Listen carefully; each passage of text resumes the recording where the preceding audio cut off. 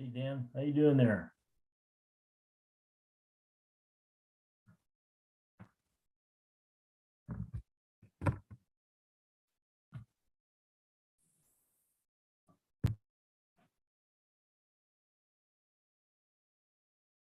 Okay, Claire, let me know when, oops. There we go. Claire, let me know when you're ready to go. We are ready. Wonderful, thank you.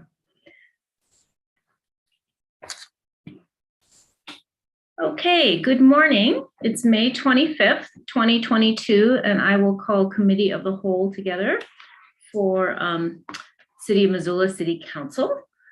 We are still holding virtual meetings, so if you are trying to join to give virtual comment, you need to go to the City of Missoula website page, go to the meetings and agenda section, and find this meeting and click on the link to join.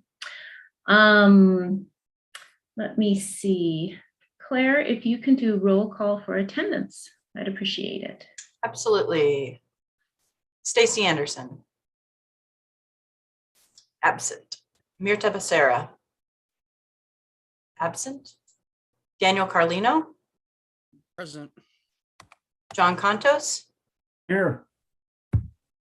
Jordan Hess. Present. Gwen Jones. Present.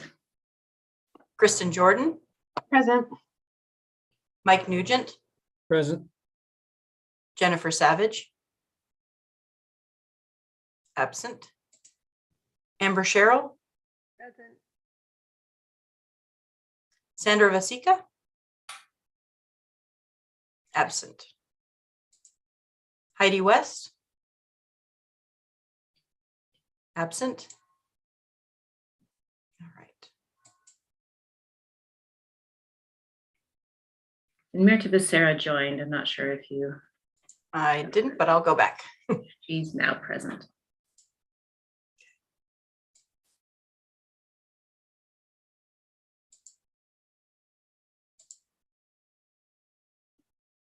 Right. I believe that is 1, 2, 3, 4, 5, 6, 7. I believe we do have a quorum. Yes. Okay, great. Thank you. We have minutes from May 4th and May 18th for Committee of the Whole to approve. Were there any changes to those minutes? All right, seeing no changes, those will stand approved. And I'll call for public comment on items not on the agenda. Let me check. If you want to give public comment on items not on the agenda, please raise your hand. Not seeing any raised hands. So we will jump right into our 2 items of business. First, we have an information only presentation, voluntary incentives feasibility analysis. So Emily Harris-Shears is here to present on this. And I was looking through all of the slideshow yesterday, Emily, and I was pretty excited about hearing this. So good morning. Good morning. Thanks for having me. And Ricky is going to join us too. So thanks for having us. I'm going to share my screen. And it looks like Jennifer Savage has also joined. Claire, if you want to mark her present. I will add her. Thank you. Are you ready for us, Gwen? Yes. Thank you. So good morning. We're excited to be here to share an update on some of our housing policy implementation work. And today we're going to talk about the feasibility work we've been doing around the voluntary incentives program. I'm Emily Harris-Shears, and I do housing policy work in the Community Development Division. Ricky, do you want to introduce yourself now? Sure. Thanks, Emily. My name is Ricky Henderson, and I am the Housing Programs Manager in the Community Planning and Development Innovation. So just as a grounding space, we are guided by a place to call home, the citywide housing policy, which was a community-led process to identify our main priorities, sticking points, and needs around housing in our community.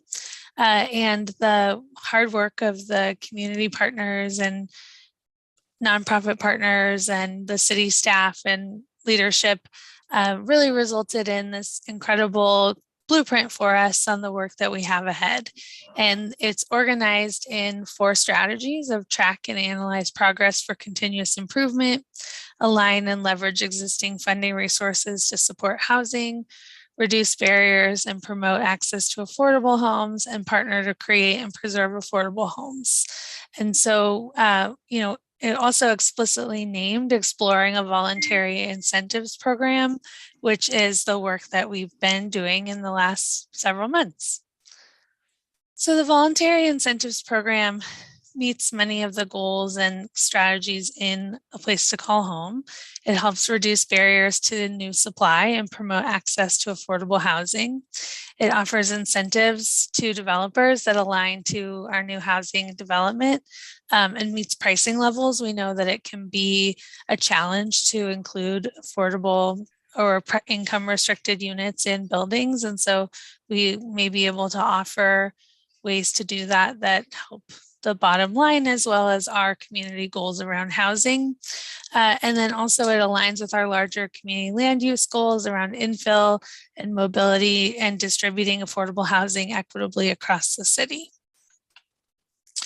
So A Place to Call Home names several sort of starting points around the incentives program. And as we got started in thinking about what that design and how we would implement it, we started to think about whether we had the right levers and whether we had the right incentives. We also heard from community partners that just had concern and wanted some assurance that we were giving the right level of incentive for the right return of affordable housing. And so we decided to contract with Design Workshop, and they supported us in conducting an incentives feasibility analysis. We did this from June until January. So we did a pretty deep process with them. We worked with our internal partners, with the planning teams, and then some of our external partners, including local developers, both for and nonprofit. They reviewed local costs and pro formas and market needs. We collectively as a team brainstormed incentives to test, which were informed by our local context and the information that we learned from developers about some of the needs and pain points that they currently experience, or what's stopping them from including income restricted units in their buildings and properties. Then they created a financial model pro forma that allows us to test the impact of proposed incentives so that we know really what is our ultimate return on these investments that we're making and what will be the impact for the community. They also developed an impact analysis memo, which was attached to this agenda, I believe, that summarized each incentive and the impact of affordable housing. Additionally, they provided us some guidance on how to package incentives so that we could potentially get more affordable housing and a deeper incentive for a developer. So for example, pairing a utility subsidization with a right-of-way vacation, then how do we do the correct balance of incentives to ensure that we're getting the return and the developer is getting what they need to move forward, which I found really helpful in thinking about just how we sync things and how we sequence the work. Then we internally explored climate action initiatives. We worked with Lee Ratterman and the climate action team. She pulled together community partners and we did some brainstorming around what some climate action incentives could look like. They developed a recommendation list for us. We're exploring potentially including those in our application process moving forward rather than a general incentive, but we're really looking at all of our options. And Ricky will talk a little bit more about how Lee and I plan to partner to pair housing and climate incentives or hope to moving forward. So the main recommendations that came out of the feasibility analysis were really around 3 types of incentives: funding-based incentives, which include impact fee subsidization, utility infrastructure subsidization, and then a development allowance incentive, which is parking reduction or a density allowance, and then land-based incentives, which could be subsidizing the land costs associated with building, and then also providing things like right-of-way vacations. And that was really informed by the Reed and Rowe project that we're working on now with Berquist developers around providing 20% of their units as affordable.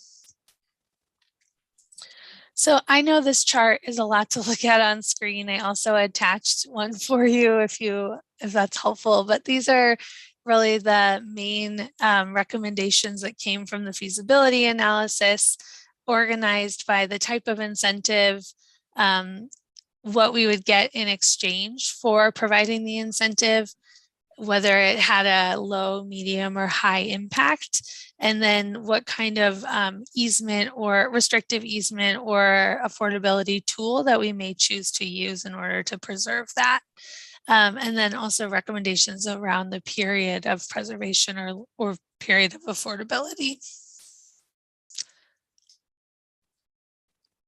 So in the feasibility analysis, Design Workshop recommended that we start with quick wins, which in this case are the funding-based incentives, and those can be implemented without changes to code. In fact, we currently offer that applicants can apply for their impact fees to both be delayed and then paid for by the Affordable Housing Trust Fund.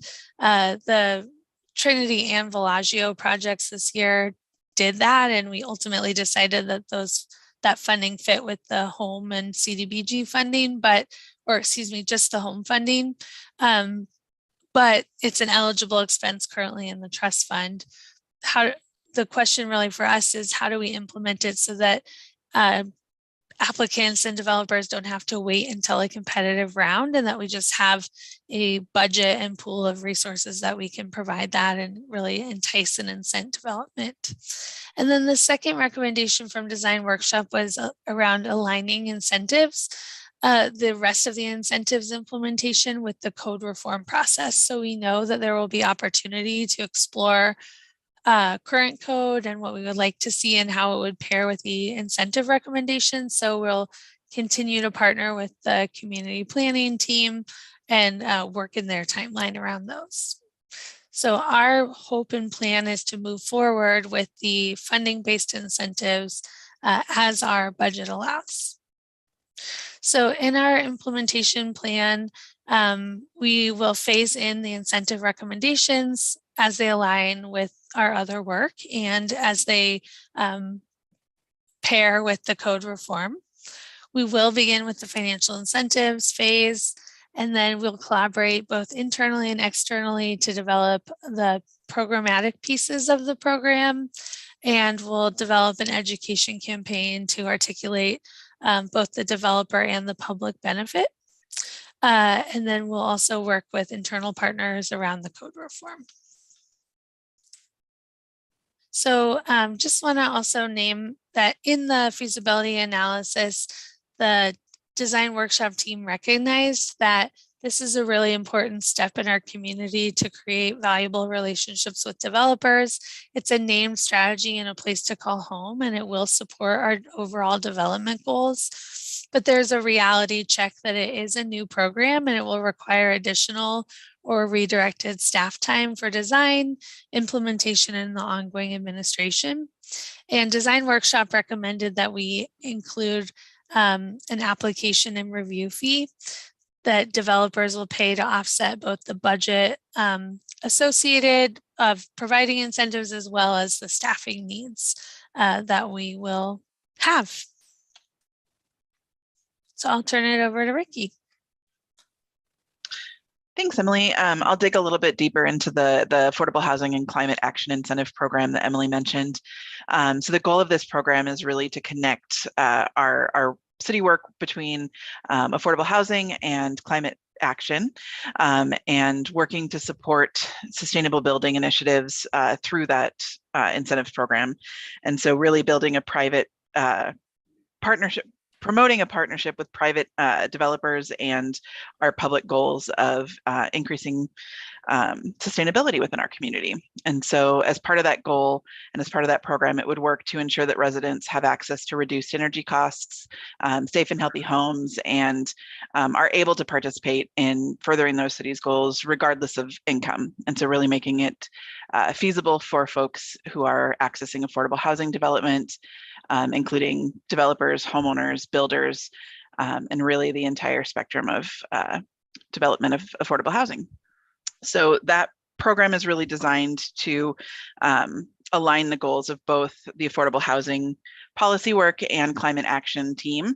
And Emily's been working closely, she mentioned, with Lee Ratterman and her team to really layer those goals and kind of move forward an incentives program that would address all of those needs. And so you will see hopefully a budget request with our proposal for this program for this next year's budget. And the goal of that, again, is to provide education and city leadership in building out incentives to better building and more green building.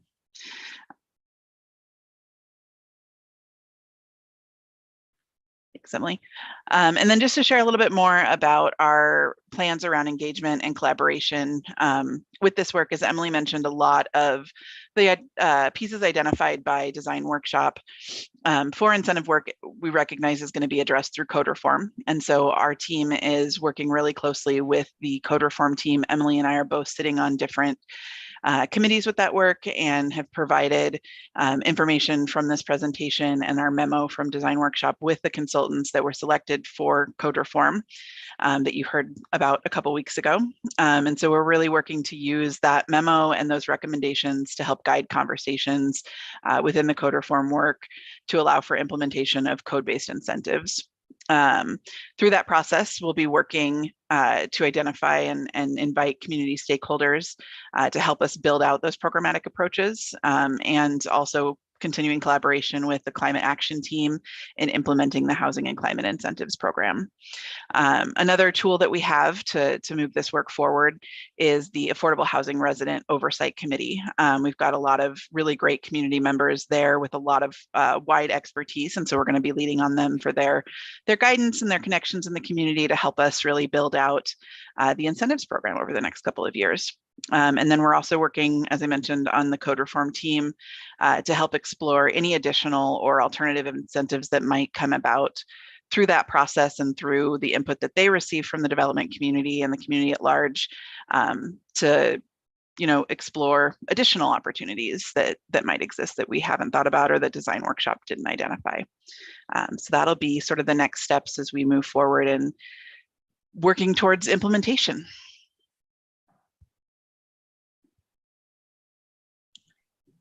I think that is all we have if you all have questions for us. Thanks. Gosh, what a substantive packed presentation. This was awesome. So I do have just a couple of general questions and then we'll go to questions from council. I love all of these ideas. I'm excited. So with the financial incentives, I'm looking at all these different tools and it sounds like the pools of money are potentially the Affordable Housing Trust Fund and then home CDBG money. And maybe we find more pools of money in the future, but for right now, at least that's our starting point. So my question is, and maybe it's still at a more of a conceptual level, but if there is an application for, okay, impact fees or water or sewer infrastructure and this is not in a URD, so it's not even an MRA project necessarily. How will that translate to affordable units? Is there going to be a formula, or will each project be individually evaluated and see what will work? Because the other thing is, we're in such a state of flux right now with developers trying to build and costs going crazy all over the place. So just, I guess, what's the next step? How would it be implemented if you have thoughts on that? I can start on that answer. um, so we have a couple of tools right now. We have the guidance from Title 20 around percentages and the tiers for in affordable units. So if we're in the current state, we could utilize those in partnership with developers to talk through what incentives we could provide. And we do that. We are doing that now as projects come up around, like, we'd like to see 20% or we need to see 25 based on what we could offer. The feasibility memo also provides us with some formula in that worksheet. We can pop in the data around to tell us, like, where's their break even point at what number of units they would provide as income restricted. And then the other thing I think that we'll just kind of finesse over time is how we combine incentives. And they provided us with some guidance on, what incentives would combine really well. And their guidance was really around, like, one financial and one land, and like kind of pairing them that way, and then figuring out how to right size the return or the incentive exchange that we receive. So I think we will, and we are already starting to do some of that. And I think then the other great thing that we are continuing to build is that partnership around sharing resources, and just, I think the unified application really is moving us toward that. Partnerships with MRA are moving us toward that, where if we're tapped or we're not able to do something in the moment, we may be able to reach out and see, is it a URD or is there funding available? So I think that those are some of the pieces of our implementation that we can start even with a budget that feels sort of like a pilot budget. Okay, thanks. That really helps. As I was just digesting this as you were presenting this morning, I was thinking, on one hand, we want to have continuity, we want to have clarity for developers, and what's the word I'm looking for? Treat everybody the same, basically. We need to have a very front-facing, this is a program, this is how it works, yet there is a very sweet spot in there of pulling them forward and providing incentive as opposed to asking for too much and disincentivizing. And it's kind of a moving target right now because we're in such a strange economic time. So I'm glad that people smarter than I are working on this. Having said that, let's go to some questions for council. We had Mr. Contos. Yes, thank you. I'm not sure if anybody can answer this or not, but I thought Monday night that we voted yes for JG research to figure out some things as far as housing. In my mind, this seems a little redundant. Is there a difference?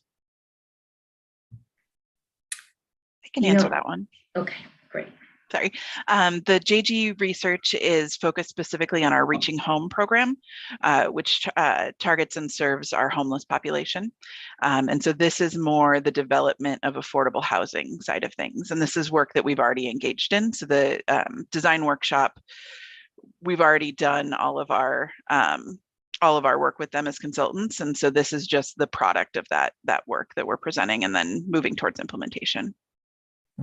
Okay, thank you. Thanks. Yeah, so separate categories, but under the same umbrella issue, one could say. Okay, Mike Nugent. Thank you very much. And thank you to both of you. This topic makes me really excited. And poor Miss Henderson's had to hear me talk about it a few times.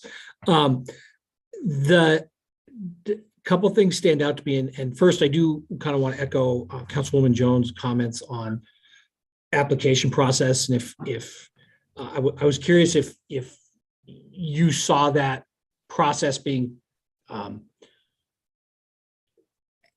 concurrent with their normal kind of project planning and building application type process, because from a time frame standpoint, I know that anytime there's a new application or a new review, it kind of adds time. So could you maybe expand a little bit on how you see that process working? And then I have another question. Sure, I can start that if that's okay, Ricky. Yeah, so I do see it being in line with their current process, and we're working right now just kind of on an ad hoc basis with developers who have curiosity or interest about affordable or income restricted units and what we might be able to support or incentivize around without even a formal program. And so, I think some natural spaces where we could start to build that in without asking for additional process is the design review process, the early planning applications, and just getting some of that information a little bit sooner. We've been working with the current planning team to talk through like how to bring me into the conversation earlier so that developers are aware that these are available. And I think that that's where we would tap in rather than it being a separate application. I think it would really just be us like recording those pieces and providing them with something back to say, based on what you're proposing, this is what we could offer you, do some negotiation around that. But the way it's working right now with a few projects and that I hope will continue is that we'll just be in the conversation from the beginning. Does that answer your question? Yeah, it does answer part of my question. And then I guess kind of the follow-up to that, and I think that's the right approach. The predictability aspect, I think, is so important to kind of getting people to take advantage and implement these things.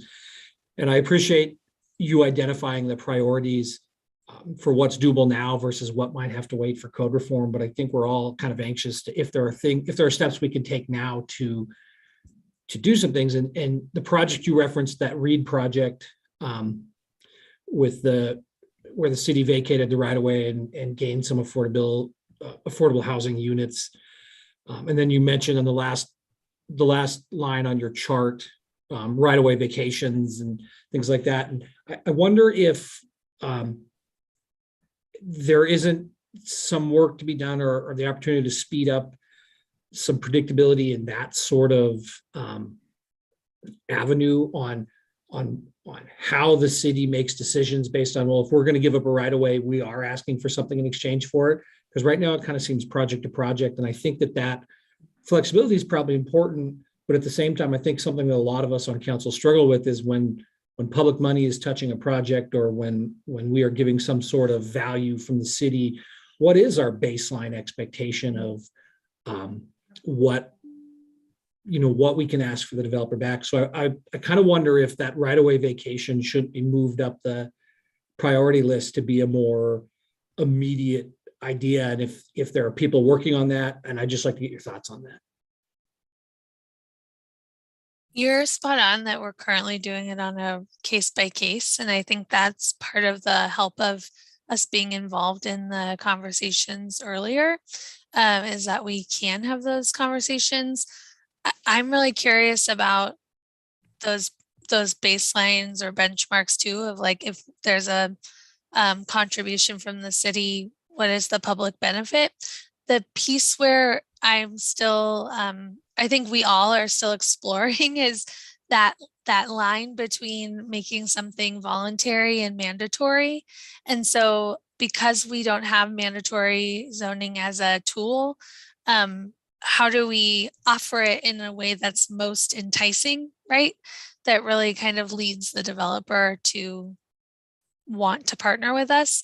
I will just say too, I think there is so much value in developing these relationships. I know that a lot of developers have deep and meaningful relationships with city leadership and with partners in our organization, but like I've seen a big change in the developers that I'm working with and just their understanding of our landscape and why their work in partnership with us is so valuable and meaningful in the monthly meetings we have and the conversation about why we're not going to budge on the length of period of affordability and all those pieces. So I also think that in addition to bringing like more partners to the table, I think we're also just educating and like making more champions around the need for housing, even if we don't get exactly the units we're looking for each time. That was a little tangential, but we could tangent on these all day, but Councilwoman Jones probably going to say no to that. Can I have one follow-up? Okay, go ahead. You did mention the inclusionary zoning ban, which I think is what you're getting at. And my interpretation of inclusionary zoning ban is simply, we can't develop a policy that just says if a developer comes in, no matter what the project, we're setting aside X. But I have heard from some people that there's questions on if it goes further than that on the trade-offs you just talked about, involuntary versus mandatory. But I would think that a developer doesn't have the right to a city vacating right away or city incentive just on their own. So I don't see why that wouldn't be a negotiation. But have we gotten a legal opinion on that, or is that something that's worth having the city attorney's office look into a little bit further? That one's on my follow-up list as an implementation piece. So no, we don't have a legal opinion yet. Great. I think that's something worth us kind of flushing out, because I think that if we could better understand that, we can start to make some interim changes while we wait for code reform. And I'll stop talking now, Ms. Jones. I'm sorry. I just want it noted for the record that Mike is creating more work for the city attorney's office. And has zero concerns about it. And I did just want to pipe in, it's a fascinating topic, and right-of-way vacations are a powerful tool. What's interesting is each and every one is different and unique, and they're usually these odd little chunks of land. So I'm not sure. I think staff is going to figure out how to make it predictable, but also flexible. Somehow we've got to find a way on that. And the last question, Emily, is this PowerPoint attached to the agenda? Yes. Yes, it is. Great. In fact, okay. All right. I'm going to go on to Heidi West. So I had a couple of questions. It seems like most of these incentives are obviously geared towards like new construction primarily, and then also that there would need to be, construction of a certain scale. And so I was wondering if in this incentive program, there's kind of a minimum, like what's the minimum size kind of that's being considered here? Like, does it take 50 units of, multifamily, or like, do you have an idea? Yes, that's a great question. We do have that. It's outlined in the feasibility analysis. And I don't have it, Heidi, Councilmember West, off the top of my head. I'll have to look for it. I could get back to you on it too. But we do have that sketched out. I think you're right that there is a scale piece around like obviously density, land subsidization, pieces like that. But I do think we could do some meaningful work with smaller projects around the impact fees and even the utility structures or the utility subsidization. So I think there's potential for that too. Okay, and then I follow up. Go ahead. Okay. And then I know that the ADU piece is a bit separate, and I was curious if there's going to be a similar set of incentives for things like ADUs, because if you, for example, have an existing structure that you're wanting to convert, that impact fee is going to be minimal, and maybe utility work is going to be minimal. Like some of those tools don't seem as robust, I guess, in the context of like small scale infill development. And so I was wondering, just what the plan, like if there's going to be a separate look at how to incentivize small scale development that is taking advantage of our existing infrastructure. Yes, so we're doing really early days on the ADU work as well, and thinking about what some of those incentives could be, and how do we pair those so that it's meaningful to the homeowner to offer that, and then what do we receive as a community in return. And I think that you're right that they will be complementary, but they will have to be different enough just based on the need and use. Thank you. Oh, I'm sorry. Can I answer one more thing? Sure, go ahead. I also just wanted to elevate that I think you're right that there is an opportunity to do most of this with new projects. But I also think with the climate action partnership, there will be opportunity to, I don't know, lack of a better, like retrofit those retrofit buildings to become energy efficient, to do electrification, solar readiness, things like that, that could then really support tenants and renters and homeowners that are existing and impact a big long-term community impact. Awesome. Thanks for that. And yeah, we've got lots of plans, and then the implementation is a lot harder. So anytime we can do that, it's very exciting. Kristen Jordan. Thank you. I just I had a comment more than anything. I just think this is really great work. It's really putting a lot of foresight into anticipated issues, I guess, and working around some of the limitations that we've been given by the state. And I just want to say really great work. And I think this is super exciting. So thank you. Great. Thanks, Kristen. Mr. Carlino. Yeah. I think all these incentives look really great. The only thing I'm wondering about is like when we give up city-owned land or like our right of way, for example, like city-owned land, shouldn't like we start this suggestion at like in perpetuity for like those affordable units? Because I just feel like a few decades down the road, we might be in a similar situation, and then we gave up city land just for temporary affordability. So I was just curious, like, if that's an option ever, especially with the land acquisitions and right-of-way vacations.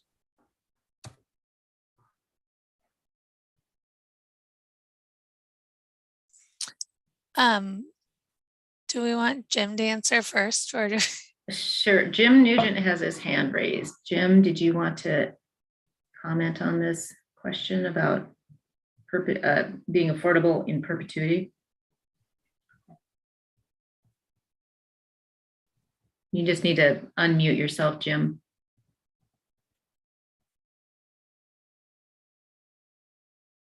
All right, I'm not sure what's happening with Jim Nugent's computer. Did you want to go ahead, Emily? Could you add to that? Sure. Yeah, I can answer that, or at least start to. That is a discussion we're having a lot around what do we mean by permanent affordability, and I think it really depends on the model that's being used as well. I think like a community land trust model sets that up really well. And then there are other questions about stewardship, like if it's the city stewarding it or another partner that's not set up for long-term stewardship. So I think those are some of the factors. We also recently had this with a developer that when they negotiated their developer an agreement, the language was permanent affordability, and in their mind that meant something different than to the community. We ultimately negotiated a 75-year period of affordability. So I think that also kind of has some nuance to it a little bit about like what is the project, what are the use restrictions that we're going to apply to it, and who's going to be the steward. So I think those could be some of the future conversations around things like land and right of ways, but I think they're not always huge parcels, and sometimes it's harder to negotiate that. Thanks, Emily. And Jim Nugent looks like he's able to comment now. Yes. Just one thing I want to remind people of is we don't own the right-of-ways. The right-of-ways are platted and dedicated to the public, but we don't own it. We can't sell it. But there are a lot of opportunities to vacate right-of-way. And when you vacate the right-of-way, generally it's going to be a line down the center of the dedication, with each side getting half. But if someone owns both sides of that right of way, they obviously are going to have a better opportunity to construct something. And typically, historically, we have placed conditions on some of the dedicated right of way vacations that we've engaged in. So there might be some opportunity there. Also, there are a lot of dead-end public right-of-ways in Missoula. You've got the Bitterroot Railroad track dead ends, even some on the main line. You've got dead ends against the interstate and the mountain over by Mount Jumbo, for example. Irrigation ditches. There's dead ends against the irrigation ditches, and the county would have to pay for any bridges, and they aren't going to pay for additional bridges. So you do have a potential for a lot of opportunity in the right circumstances to come up with a development that utilizes vacated, dedicated public right-of-way. I guess you and the developers are just limited by your ingenuity. Thank you. Thanks, Jim, for chiming in. And okay, I have a second item on our agenda. I want to call for public comment on this item, and it looks like we made it through all of council questions. And thank you, Emily and Ricky, for a robust discussion this morning. So I'm going to go to public comment, and we have Ms. Harp. If you can unmute yourself. There you go. Go ahead. Good morning, everyone. Good to see you all. Great presentation, Emily and Ricky. I really appreciate the deep dive on all the incentives. I recall when I was sitting on council, the consternation we all faced when the bridge apartments came up for sale. And this was a case, in case for those of you who don't remember, where we had public subsidy already go into that project 30 years ago. It timed out, and the community was faced again with resubsidizing that particular project. So, you know, what I'm worried about is how do we reduce that public subsidy that is repeated over and over for the same particular project? And, you know, Emily and Ricky, I wonder, with your conversations with your with the consultant, what kind of opportunities present themselves for permanent affordability that could be put on this list, understanding the context that the community land trust option is probably the only one that gives us the longest term, and how could we implement that going forward? I know that's a question I'm not allowed to ask, but perhaps you can still answer it in some way. Thank you. Emily or Ricky, if that's something you can comment briefly on. I was trying to get off. I think that's something I need to follow up on. But I'm happy to do that and connect with Heather, and then I can share the response with council as well. Okay, great. Thank you. Well, thank you, everyone. Great presentation this morning. Exciting stuff. I appreciate it, Emily and Ricky. Okay, I have a second item on our agenda, and that is a resolution brought by Marty Rabine to get our public boards and commissions from completely virtual into hybrid mode. So, Marty, did you want to speak to this?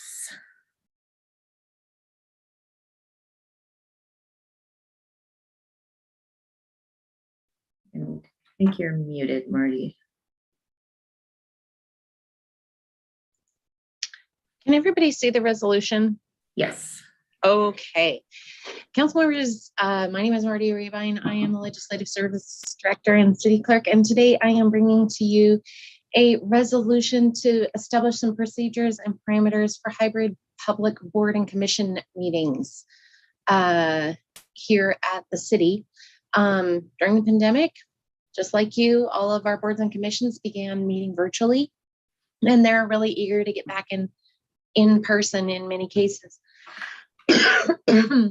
I'm bringing this resolution to you because our current authorization for our hybrid meetings is coming from the state, from an attorney general's opinion. We'll be working on some legislation, but we want to make sure that we have some expectations, procedures, and parameters in place for our boards and commissions as they resume meeting in person. One of the benefits that we gained during the pandemic was that with virtual meetings, citizens did not need to leave the comfort of wherever they were to participate in our meetings. So for example, if they were traveling on the road, or if they were maybe had a big pile of laundry that they wanted to fold, but they still wanted to weigh in on decision making, they could do that as long as they had a computer or a telephone. And so we want to maintain that virtual element going into the future for board and commission meetings. The language in this resolution will look very, very similar to, very, very familiar to you, because I basically stole it out of your city council rules. I did lighten up a little bit of the attendance for board members, so I'm going to highlight that for you. But basically, the now therefore be it resolved set the parameters very similarly to the rules the council established for itself for virtual meetings. And the reason why we want to do this is we want to establish the parameters around presence, quorum, and voting for legal things, and then just to set some expectations for board members about their duties as it relates to their public service on the board. So basically, the resolution says that in-person participation is expected whenever possible, and that board meetings can go back to being virtual if there is some sort of an emergency or construction or some circumstance like that. And then for individual board members, we lightened this up a little bit from council to say that if there were other barriers that made it difficult to attend meetings in person. So this is looking at this particular piece of this particular resolution through a Jedi lens. You know, it's possible that it's more difficult to get to a board meeting, for example, if a board meeting extends beyond the period that the bus runs, or if childcare makes it difficult. And so we've allowed a little bit more flexibility for appointed board members to fulfill their duties by and participate virtually when they might have some circumstances around them. The language around presence and roll call and calling on one another, et cetera, is straight out of city council rules. I didn't change any of those parameters. And then we are setting our expectation that board meetings will be conducted as hybrid meetings. Except there is an exception built in here for when boards need to take a field trip. City council today, you guys will be going up to Marshall Mountain, so that's an example of an exception under this policy. And then finally, we did not apply this policy to neighborhood councils or community forum. And I'm available for questions if you have any. Great, thank you, Mary. I guess my ask today is to adopt the resolution. Thanks. All right, thanks. Okay. Questions from council, Mr. Hess. So can you talk more about the neighborhood councils? And I know that they adopt their own bylaws, but is that why they're not included, or is there a plan to include them in the future? There is no plan. I don't have any plan to include neighborhood councils. Their leadership teams meet in coffee shops. They might meet in a local neighborhood gathering spot, and we don't have the ability to provide the means that those organizations would need in order to conduct hybrid meetings. And so that's one of the main reasons, is that it's just not feasible. They have been meeting via Zoom, but if they want to resume their meetings and notice that the leadership team is meeting in a coffee shop, or the neighborhood council is meeting in a school, and we just don't have the ability as the city to supply the technical stuff to support those particular types of meetings. Okay, follow-up question. Go ahead. So it would be acceptable though if they wanted to meet on Zoom for some reason, like that would still be in their purview. Yeah, this resolution just doesn't even touch them. So they can set what they want to do in their own bylaws. Their bylaws come to city council for approval. So that's where you will have a stake in the ground about whether or not you approve of what they're doing. And their bylaws also have to comply with the open meeting law, and they have to do a drive-by with our city attorney before they get on your agenda. So we have those bases covered that way. Okay. Great. Okay, thank you. Any other questions from council? If not, I am looking for a motion. Mr. Hess. I'll make the recommended motion. I would like to insert the word, I would like to insert COVID-19 in the first whereas clause. Since resolutions are in perpetuity, it might be of interest in 100 years if someone's looking back at old resolutions. We all know what it is now, but. Okay, so you have made the motion, including that language. I take it that is in order. Any other questions or comments from council? Seeing none, we have no one in the attending room. So we will go to a roll call vote on this item. And thanks, Marty, for working on all of this.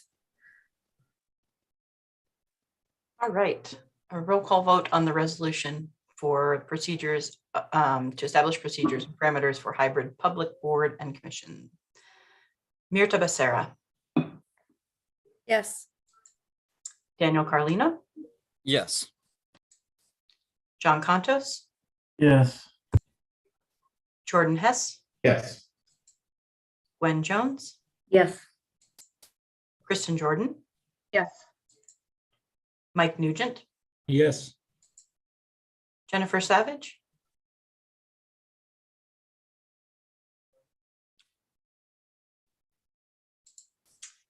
Amber Sherrill. Yes. And did I see Heidi? Yes. Would Yes. you like to? Yes, all right. That is 8 in favor. And Jennifer Savage is no longer here. Oh, she is now, and she was, Oh. her mic was going on and off. So maybe we should give it one more try, Jennifer. Okay. We can't hear you though. So maybe you can give us a thumbs up. Okay, we'll do it visually. All right. Let the record note. Let the record know. That is 10 in favor and none opposed. Okay. Wait, Claire, I'm here, Stacey Anderson. So add one more to the yes column. 11 in favor. Excellent. Okay. Right. That appears to be unanimous to me. That can go on the consent agenda. Thank you, Marty, for queuing this up to get our committees and boards are back into some face-to-face. I do think it's really, really valuable, but they've got lots of flexibility to make it work. So that'll go on our consent agenda. We have no other items of business, so we will be adjourned. Thank you, everyone.